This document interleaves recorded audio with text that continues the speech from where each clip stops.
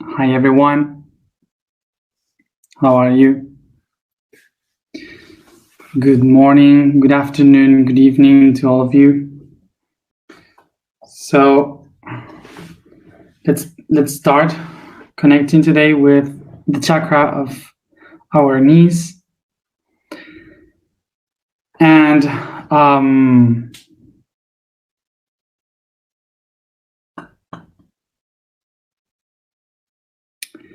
our topic for today, which is architecture.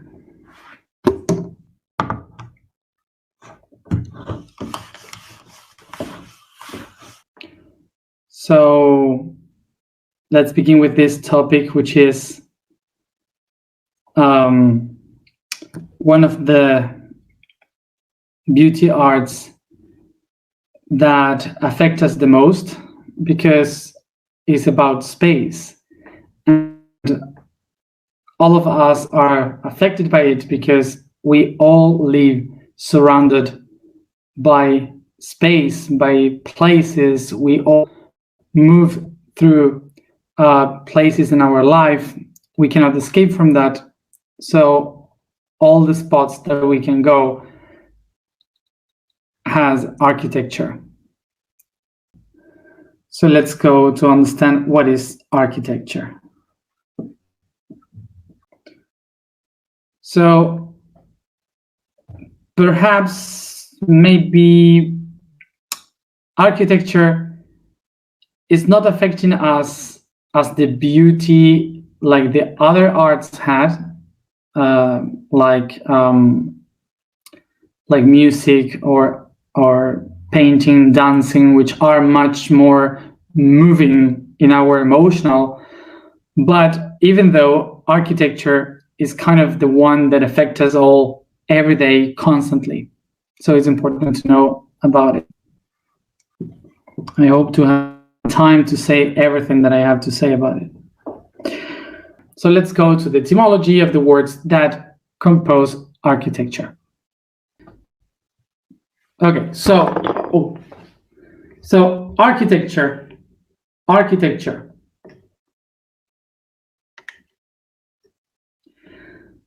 Architecture comes from the word arche, that means principal, main, first. Tecton, that means constructor, the one that builds. That comes from the word tech in the language, meaning to weave. And the suffix ura, that means product. So basically, architecture is the product made by the first or the main constructor.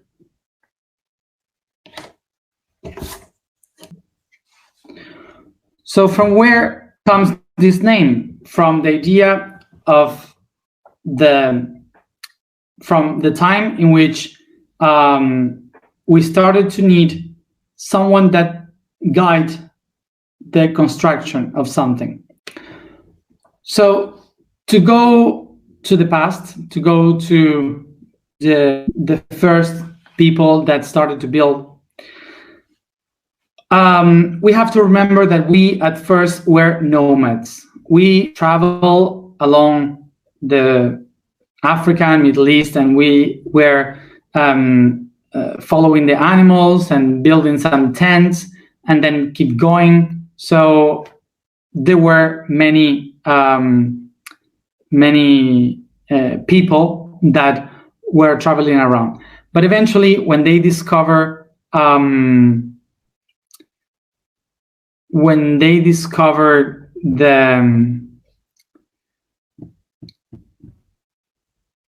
they started to become sedentary, so they discovered the agriculture and they started to build the place for the animals and so on. They had to stay close to the animals and the fields that they were taking care of. So they started to have to build houses.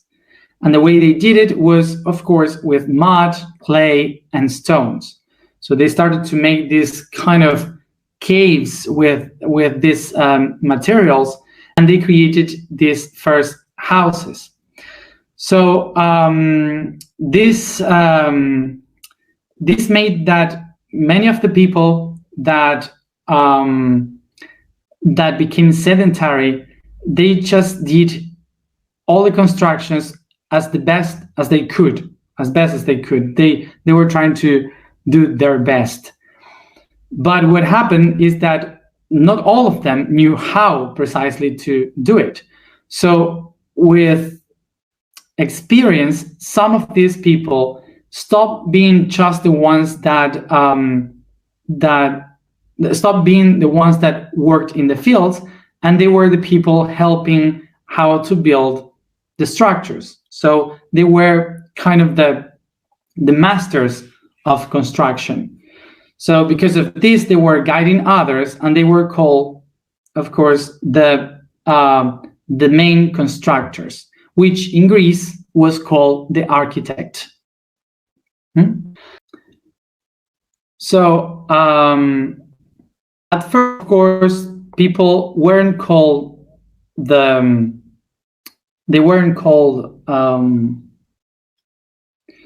architects, because they had no idea what it was to be an architect.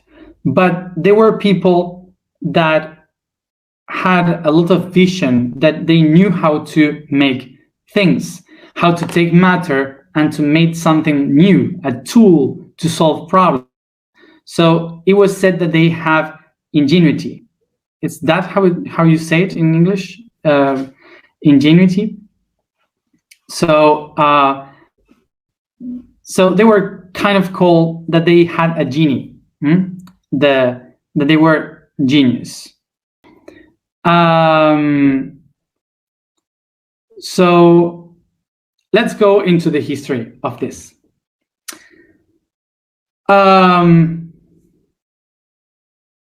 In the first,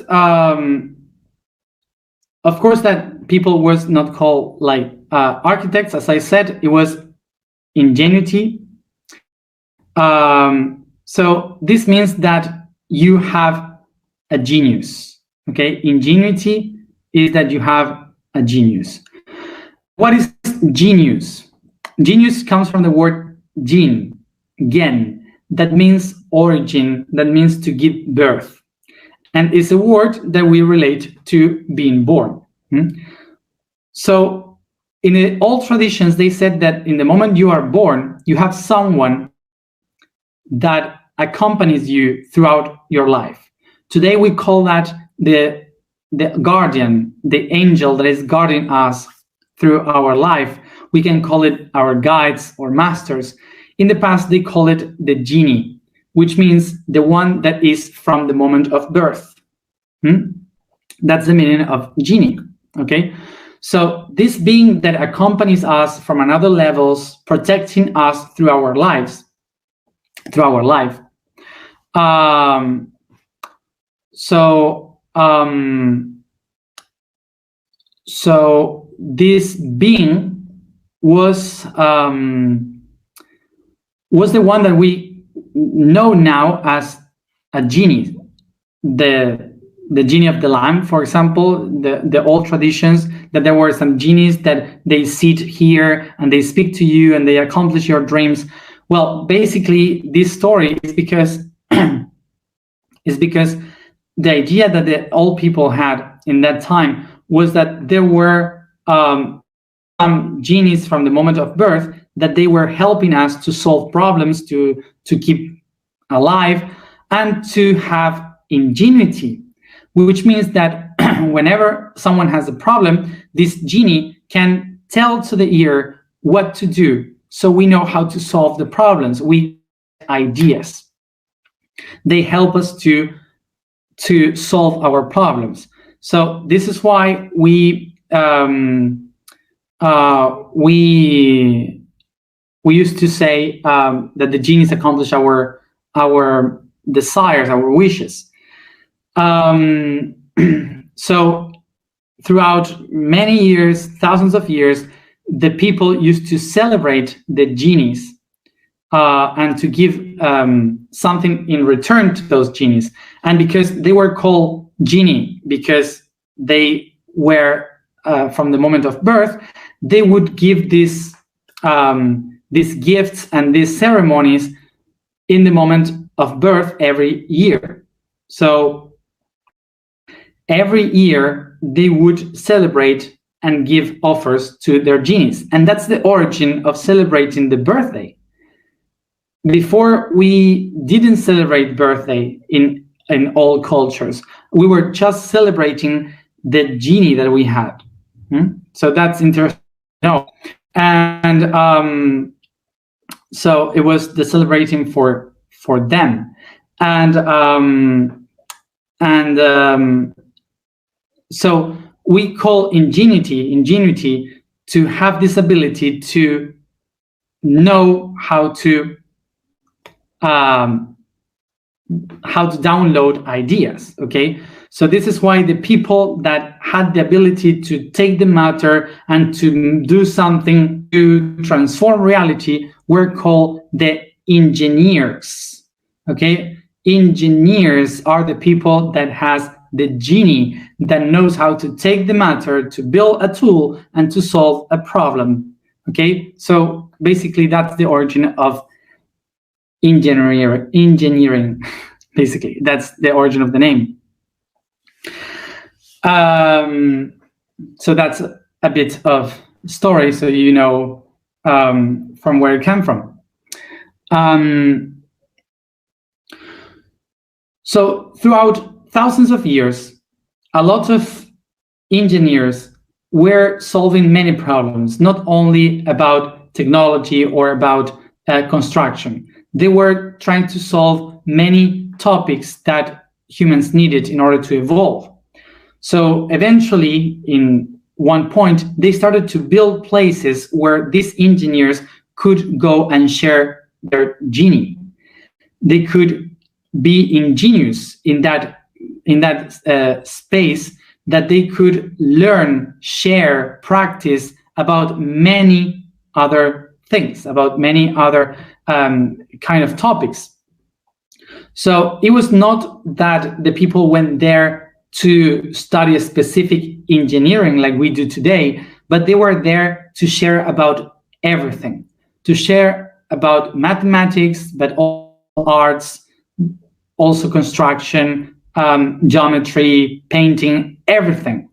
So there were places that we call schools where the people used to gather in order to share what we will call philosophy. They would share their love for wisdom. And these places of philosophy were not just to learn about something concrete. These places were holistic. Holistic comes from holos, that means whole, everything. So holistic means that it's related with all the things. And because of this, what we can understand is that in those places you have to learn geometry from the spiritual way. You have to understand mathematics, feeling it within. You have to meditate and also practice the construction. So you would have to combine all the things in reality, from the inside, from the outside. So when you take a look backwards and you see those people like Socrates, Plato, Da Vinci after many centuries, and all these kind of people, you will see that suddenly they knew about many things, about mathematics, biology, they knew about construction, about geometry, about spirituality. They kind of mixed everything. They had knowledge of many different things. And why is that? Because they were holistic, because they loved wisdom. They love to know a bit of everything. Today we have people that is specialized in only one thing, and they know a lot about only one thing. They are separated from the rest. That's why we have this perception that in the past, the people knew much. So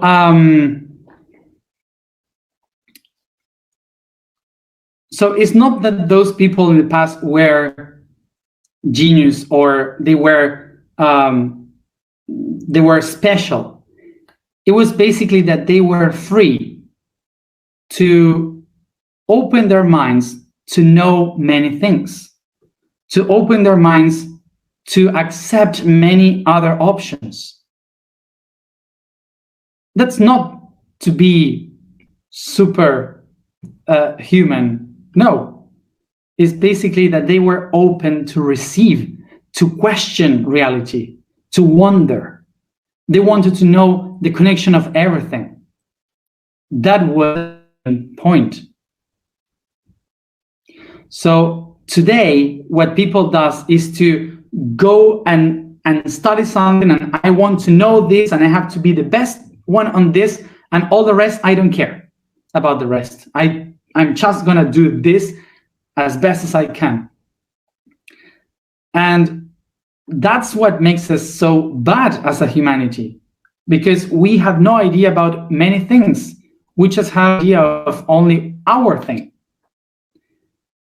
But in that time, they were so open to any possibilities that they were kind of the hippies of that time. They were open to receive. They were having sex all together, all the time. They were taking drugs. They were just wondering, what if, like drug addicts or the people that use things. So they were that. They were living in peace. They were thinking, sharing, and open to everything. Open to receive, to understand, to share.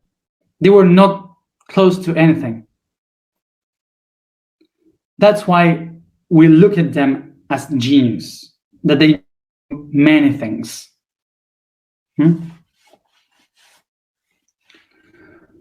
Okay. So eventually, some of this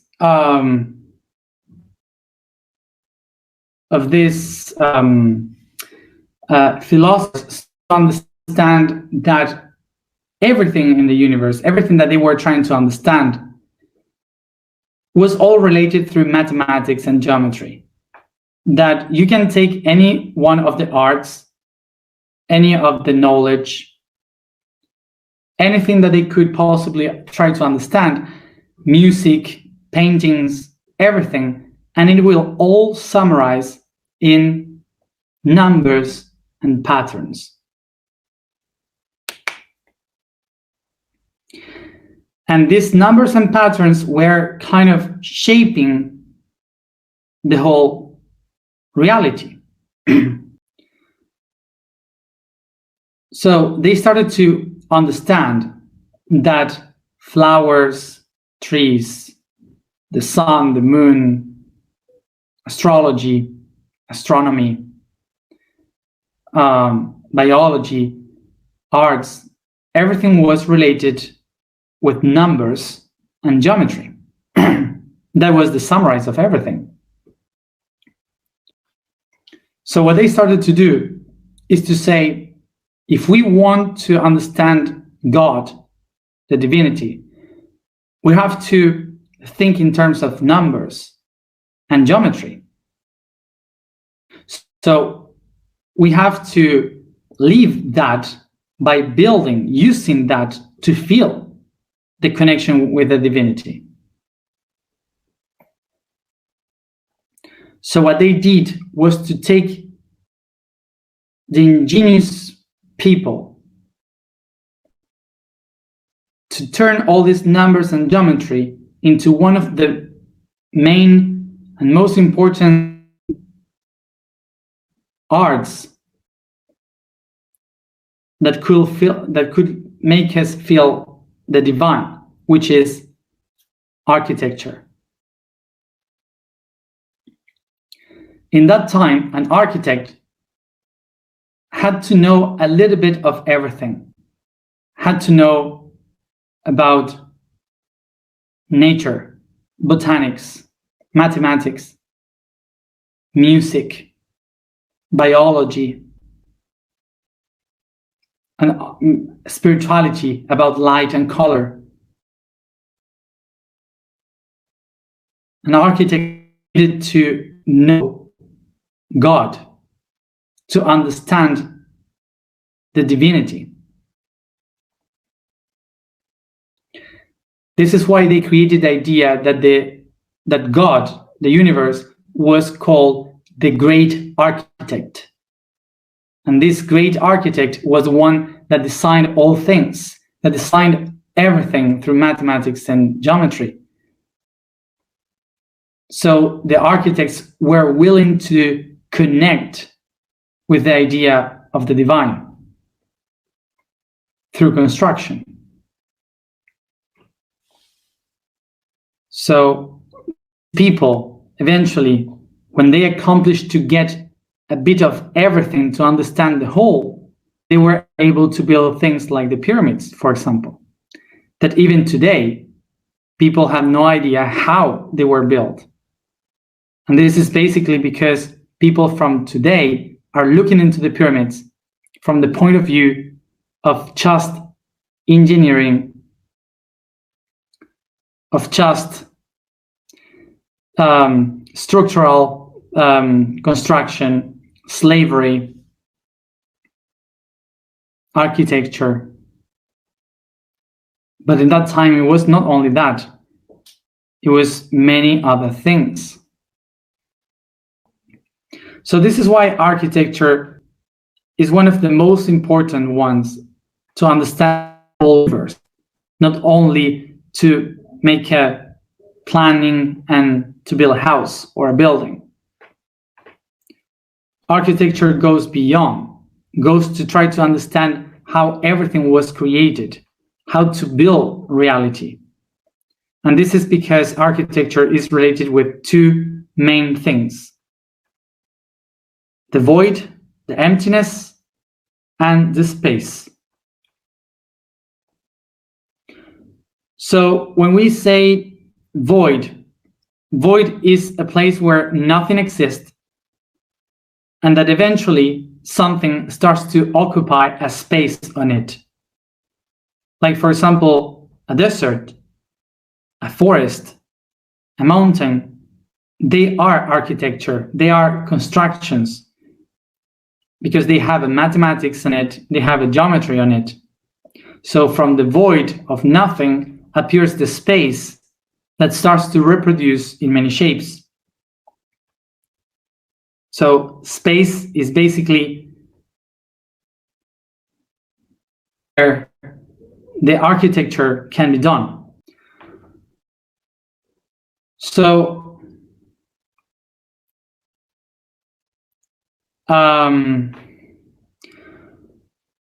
so this space, when you modify the space, whoever modifies the space, it turns immediately that space into architecture.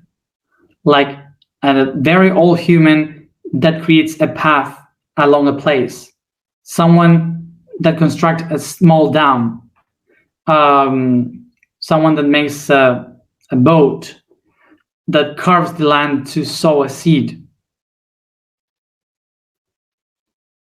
Whatever someone is doing with intention to modify a space where that person is considered the first builder or constructor of something, even if it is just a tool, not a house.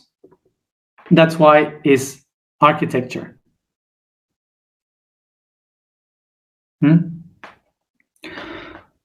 So when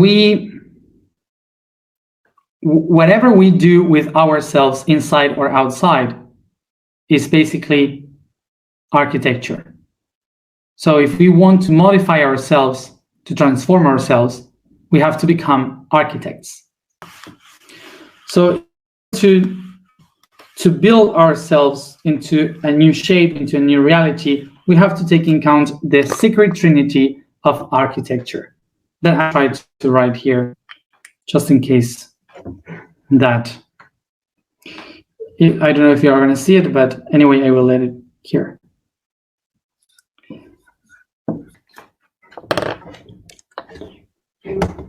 Okay, Sacred Trinity. The Sacred Trinity. Sacred Trinity of architecture: beauty, firmness, utility. So this Sacred Trinity of architecture was written and signed by a man called Vitruvius in the 1st century before Christ.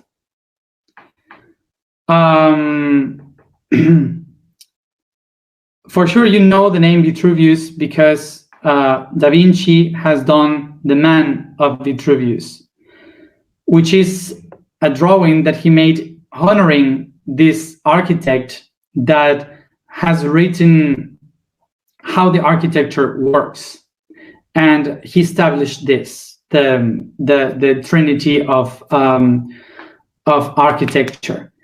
And what Da Vinci was trying to do was to honor this man that has designed the basements of geometry and mathematics and the construction itself.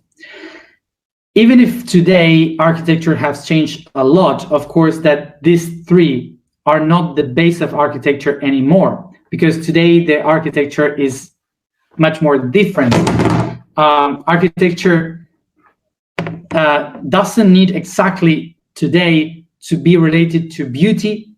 It doesn't really have to be related with firmness, because it doesn't need to be firm exactly. And it doesn't have to be useful for some certain things. Because today is very different the way in which we see the architecture. But the goal of understanding this is not about the reality of architecture, but much more related to the concepts of architecture. Okay, the meanings behind the reality. So the reason why I say that these three maybe are not specifically today related to architecture is because these are related to the canon of the Greek Roman cultures, that they had this idea that architecture was to build something, a building. Okay, so this building has to be firm in order for it to not fall down. It has to be useful for a state, for the population, and of course had to be beauty according to the culture that they had in that time. But of course today architecture is much more different. Maybe architects today can build a space where it doesn't need for firmness, because it's a free space that is considered much more a container of a situation than something that must be whole. And maybe it's not useful, maybe it's just something of expression that is related to be used for anything precisely. Okay, and beauty is relative. Okay, so from our point of view today in our current architecture, maybe these three are not the main one, but in the essence of the beginnings of architecture, in the ideology of architecture, these three would be kind of the Sacred Trinity. So let's try to understand these three according to our own process, so we can become our builders, our own constructors of our own being. Remember, for the ancient ones, the universe was the great architect, the ones that could design everything. So everything is us too. We are also part of this creator, of this creation itself. So this is why we also have within ourselves power of creation. We also can build our own realities. Okay. So the first thing is that we have to remember that the main structures in the universe are created through particles. Particles are the main and first reality that we can perceive in the universe through the waves of time and space. So these particles has two different ways of being seen, which is positive and negative. And this positive and negative are trying to find a medium point to storage energy, to find balance. And this is why they create atoms, the conjunction of different particles that will find a utility in their own energy, which is exchange and save energy. This is why utility comes from. So from that atomic reality, they start to build structures that are bigger and bigger, and they evolve trying to, of course, to save energy and exchange energy. So after all these thousands of years of evolution, we have these bodies made up with cells and organs. And when we look into them, each one of them has a goal, a purpose of exchanging and storing energy. Okay, so each one is useful for something. So each one has a utility. So then, with this exchange of energy, these different parts of energy will try to find a structure that holds as much as possible this exchange energy and saving energy. And that's what we call firm.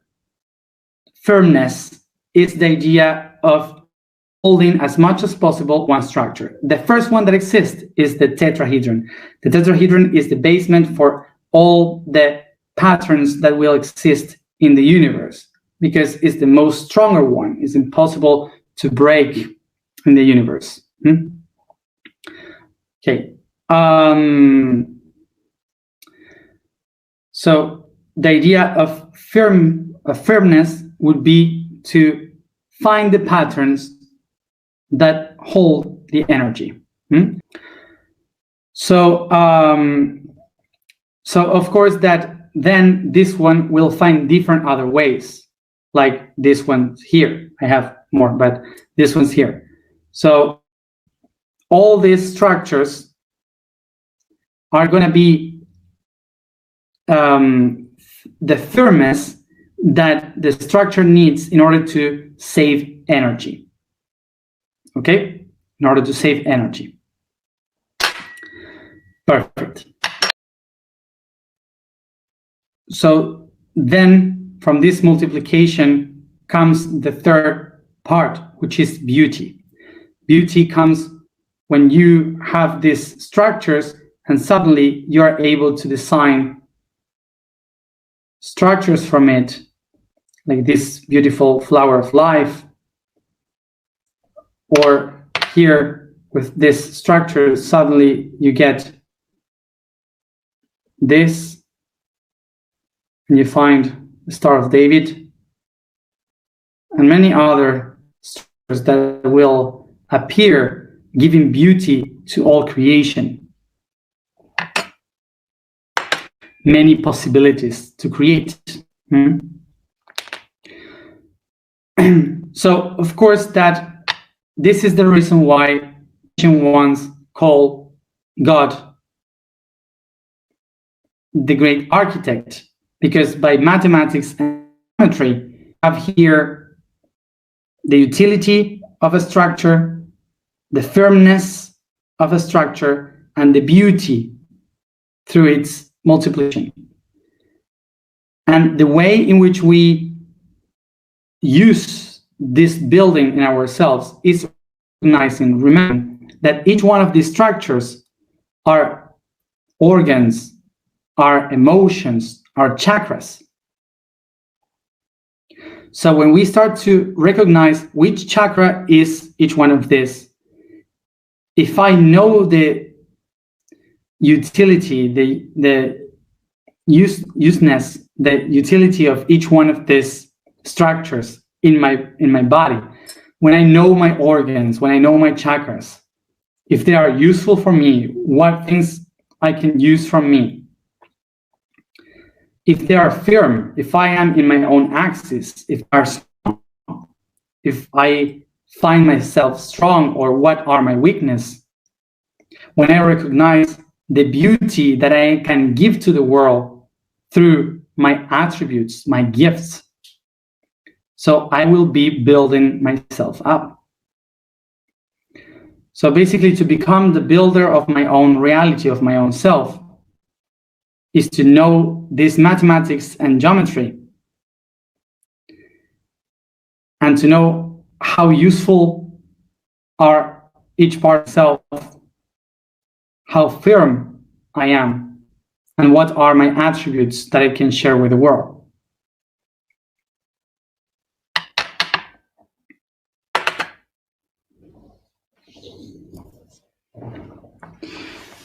Okay, once said this, let's go to the information for today. The vibration is Ru. The statement is, I am the guardian of the path. The code for today is the divine. Commonly considered like the god or the goddess doesn't imply that this kingdom is a plane of superiority of an entity that is above, but goes through. The divine kingdom is where all the potentialities of the I am converge, where all the higher selves, the supreme ideas of the web of consciousness and the universal mind interact, creating reality in all dimensions and planes of consciousness or parallel universes.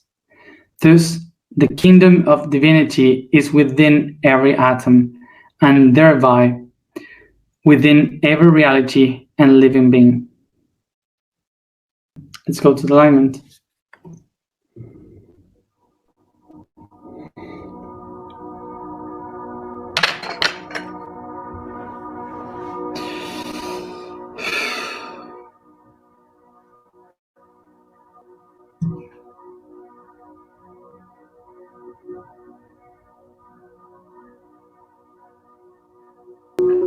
Sit comfortable, close your eyes, and concentrate in your breathings.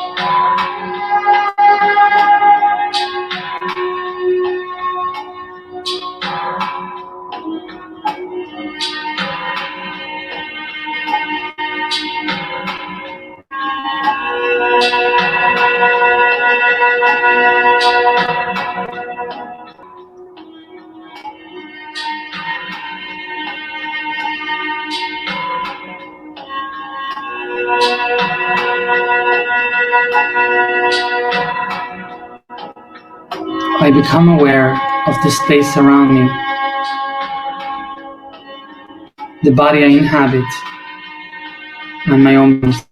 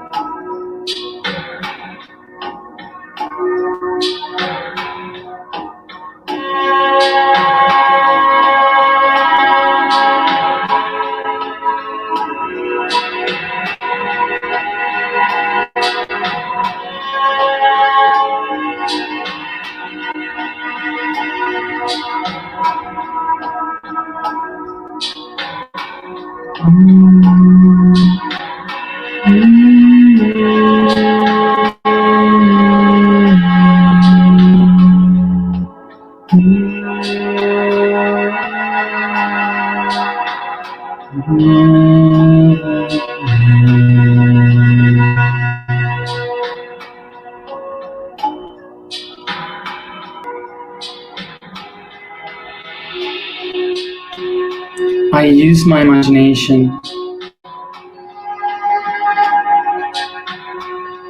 to make every object of this room disappear.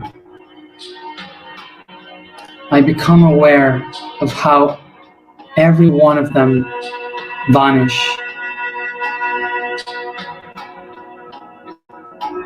until it does so the roof, the walls, and the floor.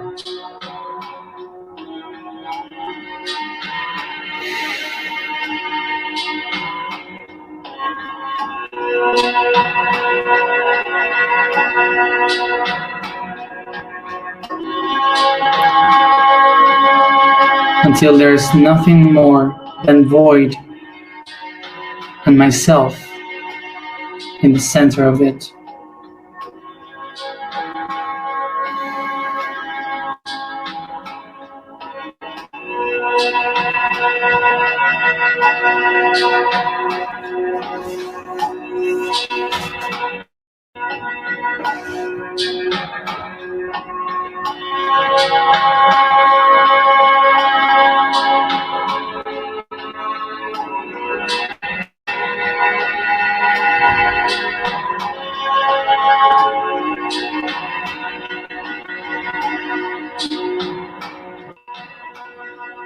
I bring all my attention, all my focus onto only one dot in that void. I bring all my energy, staring at this dot.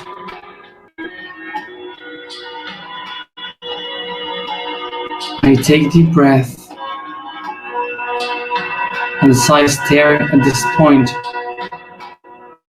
it becomes a spark. And this spark divides into many others, igniting a fire. This fire grows and grows,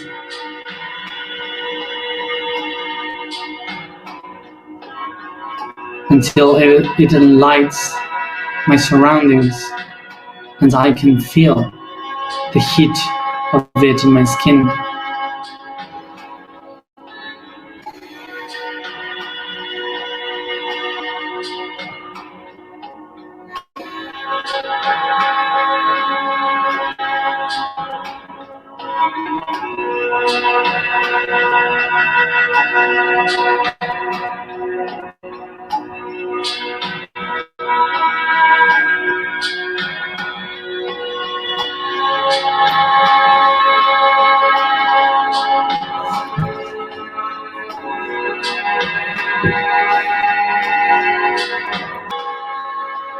I become aware that this fire is the essence of my soul, and from it I can build a home, the home of my dreams.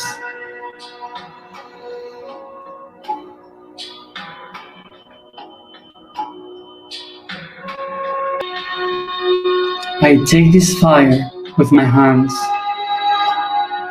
and I start using it to build around me in this void, the house of my dreams. And I do it softly and slowly, like in a dance, moving my body in every direction and taking this fire, building up the walls, the rooms, the gardens.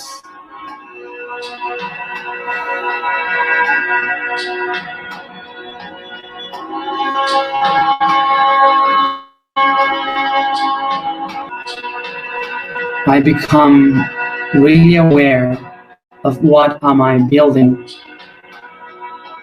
for I am the constructor, I am the architect of home.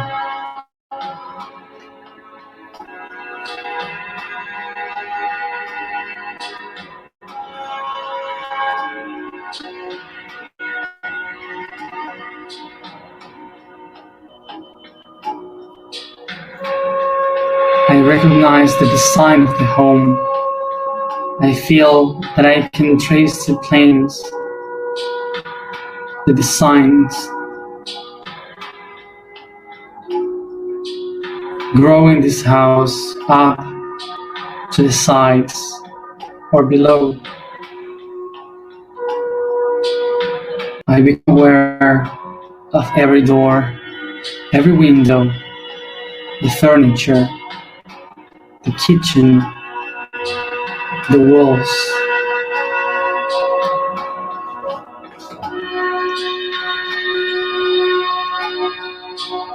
I recognize how ingenious I am building up my home.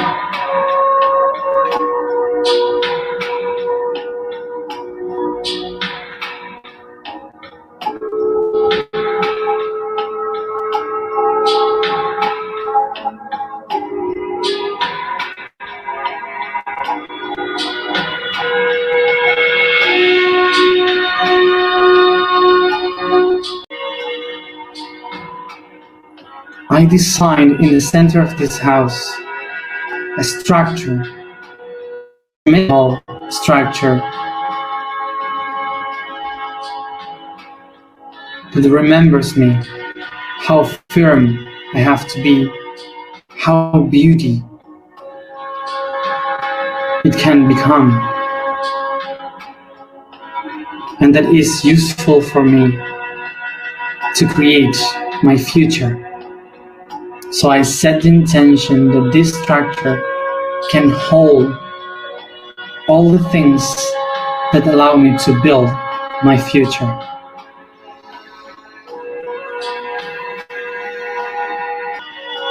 So I activate this structure. Remember it that this future is my path and I am the guardian of this path.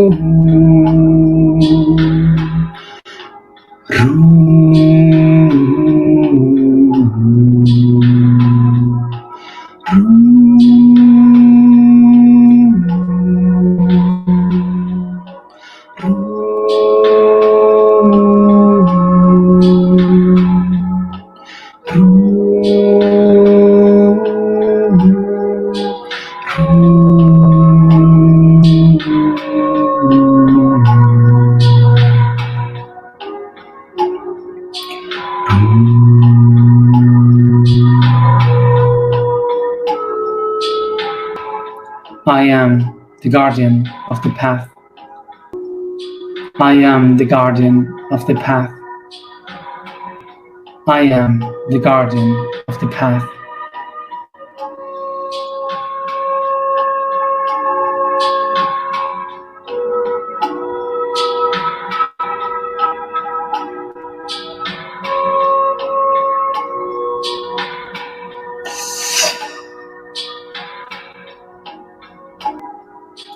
I have beauty, fairness, and beauty in me. I have.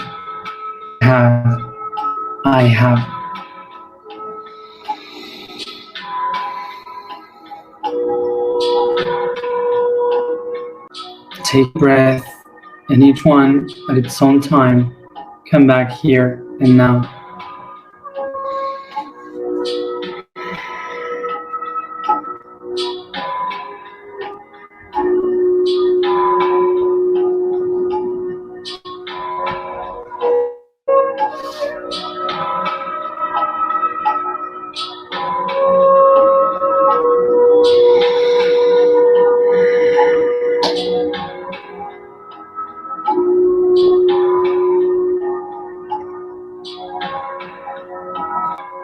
And for those who are following the task of this month, take the energy, put it into the water, and pour the water on the plants that we have sowed.